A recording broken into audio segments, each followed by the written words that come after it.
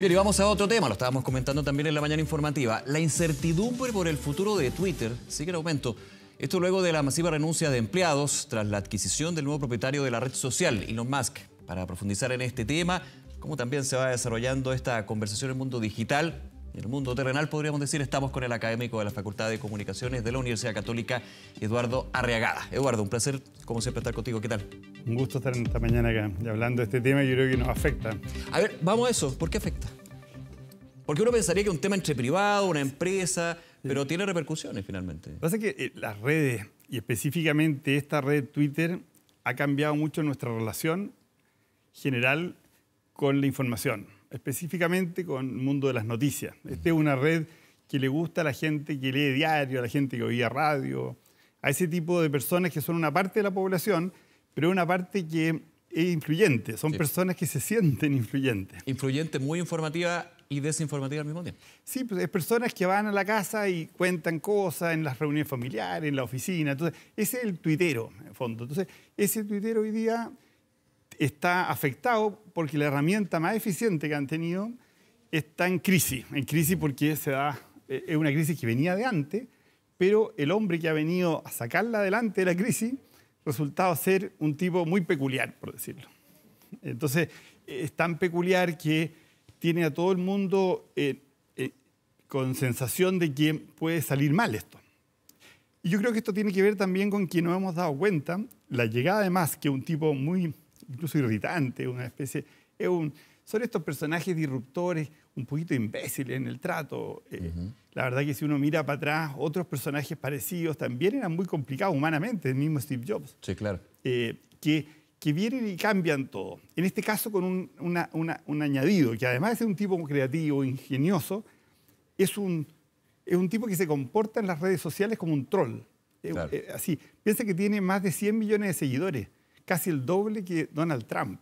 Y es un tipo que se comporta en forma parecida a Trump. En las redes está permanentemente jugando, riéndose, molestando, incluso insultando con faltas de respeto. No tiene límite. Entonces, eso hace muy confuso a la gente decir, mira, este es el tipo que viene a salvar una empresa que está en crisis. Claro, entonces cuando el dueño, y finalmente también se da en acciones concretas, por ejemplo, cuando se decía, primera medida de Musk va a ser sacar a los altos directivos, se va a los altos directivos, el tema ingenieril, el tema de la planilla de trabajadores, en algún minuto se dijo 75% van a ser despedidos, no 75, pero 50, la mitad, digamos, de todo este imperio, pero en términos de, finalmente, una red social que, me imagino, Eduardo, es autónoma en términos de funcionar, porque en sí pasa con las redes sociales, pero finalmente igual necesita la estructura fundacional, que es justamente la empresa, desde los servidores, por ejemplo. No, por supuesto. Esta es una empresa potente, pero este señor viene de un mundo muy competitivo, donde hay una máxima, para entenderlo, que dice que en los empleados de una organización hay un 10% que son responsables del 90% del éxito. Ya. Y hay un grupo de gente que no está muy definido, que muchas veces son un lastre para la organización. Esa es la mirada que tienen grasa. Ciertas... ¿Ah? Es como grasa. Entonces, yo creo que este tipo bajó a Twitter, él sabía que tenía que hacer una bajada de costos. Piensa que esta empresa, si uno mira en términos históricos, a pesar de ser un éxito social, en términos de que ha tenido mucho impacto, económicamente, financieramente, tiene un neto de $500 millones de pérdida entre las platas que han entrado y las platas que han salido. Ya. Entonces, es una empresa deficitaria. De financiarse desde la publicidad, desde membresía, desde suscripción. Yo sabía que tenía que hacer un cambio. Un cambio, por ejemplo, es ya menos costo, pero sobre todo menos costo en términos de decir, ¿sabes que yo me quiero quedar con solo los tipos que de verdad se quieren matar conmigo? El tipo se ha quedado a dormir. Contaban que el presidente anterior iba una vez a la semana a la empresa Jack Dorsey, y este se enterró allá adentro. En fondo, entonces, tú tienes una cosa que te molesta un poco, pero el fondo, tenemos que ver cómo se va desarrollando. Yo creo que hay dos cosas, dos recomendaciones que yo haría para mirar esto, porque tenemos un problema que casi todos los tuiteros que están escribiendo son como una especie de fans o de enemigos de Musk, entonces están jugando con la información. Entonces, yo lo primero que haría sería no hacerle mucho caso a los tweets de Elon Musk, porque es un troll, entonces hay que tratarlo como un troll. De hecho, en toda la negociación para comprar Twitter, lanzada justamente por Twitter. Fue escandaloso, estuvo jugando con el precio permanentemente, trató de salirse de la compra, lo obligaron a meterse. Amenazaba con la información que le estaban dando. El fondo, y lo segundo recomendación que yo haría, y es una cosa que lo digo siempre y a la gente se le olvida, yo creo, que la configuración de Twitter tiene arriba una estrellita. Y si tú tocas las estrellitas, tú podías elegir entre la configuración de recientes o la configuración de destacados. Claro, y a la gente se le olvida que hay que tener siempre recientes para que el algoritmo no te coma tanto. Yo creo que aquí, en este tema, tenemos que entender que estamos en un momento como de movimiento, con un troll jugando con nosotros, pero hay que tener en cuenta que este señor, hace muy poco tiempo, el año pasado, fue elegido el hombre del año por la revista Time. Sí. Por su aporte a la industria, el tema eléctrico, el tema aeroespacial. Es un tipo importante. Una señal más de esa importancia, Walter Isaacson, que es quizá el biógrafo más importante de los innovadores, hizo la biografía de Da Vinci, de Steve Jobs, está en este momento trabajando en la biografía de Elon Musk. Y él mismo, cuando le preguntaron hace poco qué piensa de esto, dijo, mira, este señor es un tipo que está fascinado por Twitter. Conoce muy bien profundamente cómo se usa Twitter. El tema que está por verse es si sabe cómo mejorarlo. Y eso no es fácil porque tú lo estabas insinuando recién. La mirada de la gente es que Twitter tiene que financiarse, tiene que ser gratuito. Claro. ¿Por qué? Porque se financia con publicidad. Pero los que venimos del mundo de los medios, con mucho periodista, tenemos súper claro que los medios financiados con publicidad se están empobreciendo muchísimo. Es decir, es necesario encontrar otros ingresos. Es necesario encontrar otro modelo. Y que complemente la publicidad. La publicidad no puede ser el único ingreso. Cuando tú tienes, como es Twitter, solo ingreso publicitario, terminas con un medio que se va empobreciendo su calidad de sus contenidos. Entonces, por eso no sonaba tan loco, en algún minuto bien preocupante en el mundo Twitter, de que las cuentas verificadas tuvieran que hacer un pago mensual para ser verificadas. El ticket que finalmente te deja de lado con lo que puede ser bots o cuentas falsas. Sí, de hecho, una parte, la idea de Twitter Blue ya estaba en la empresa antes que llegara Musk. Lo que pasa es que la empresa estaba tan en estado de como decadente, que iba muy lento en todo.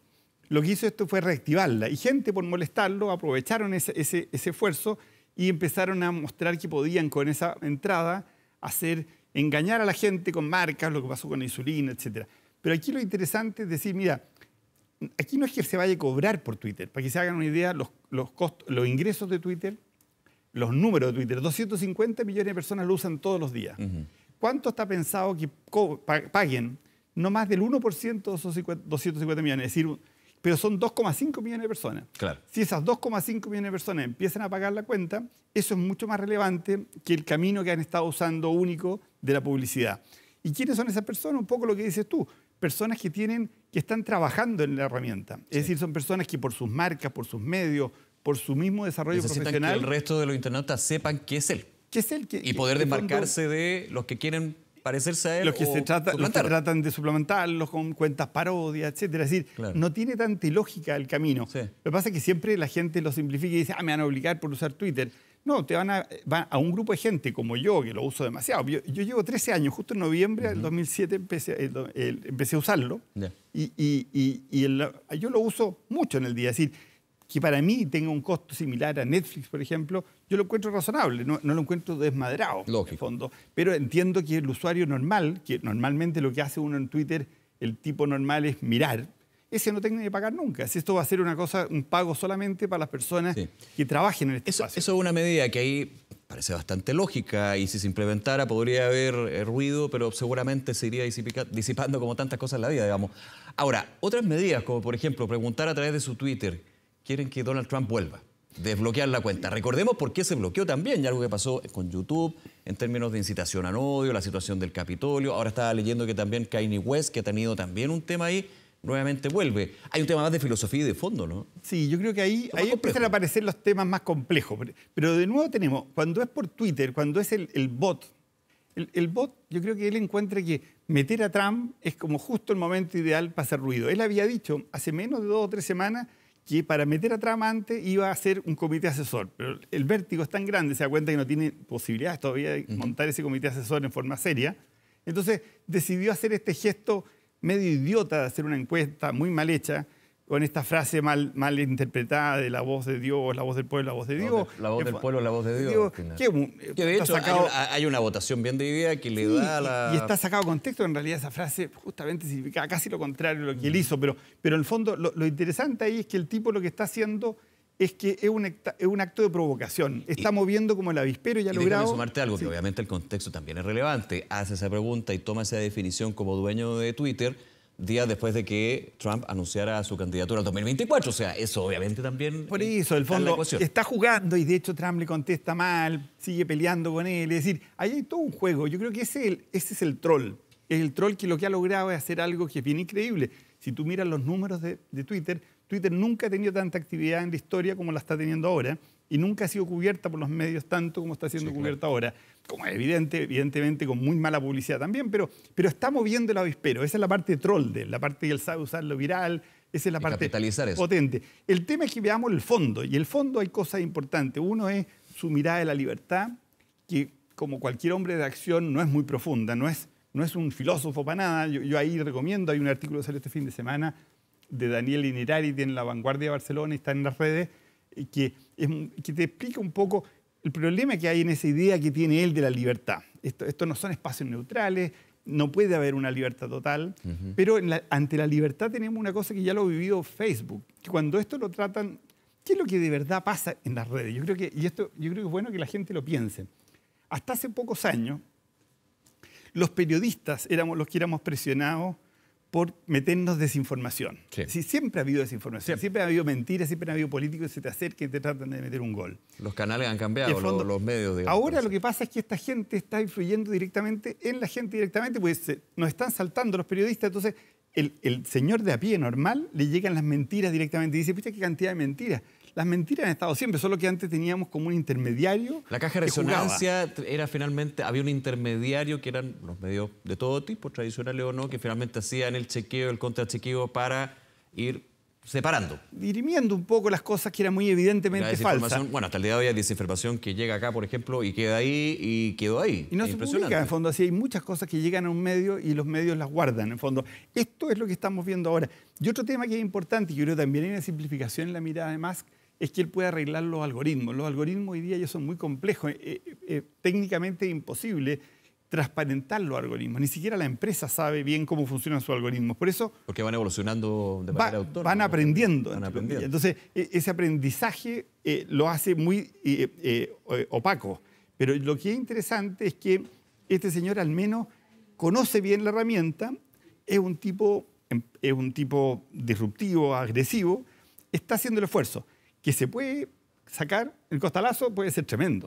Y lo que no vemos es que no hay nada parecido a Twitter, porque hay gente que dice, no, voy a prepararme un plan B.